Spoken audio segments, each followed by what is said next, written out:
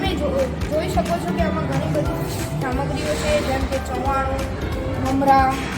માવો અને ટામેટા અને અમે ત્રણ જાતની ચટણી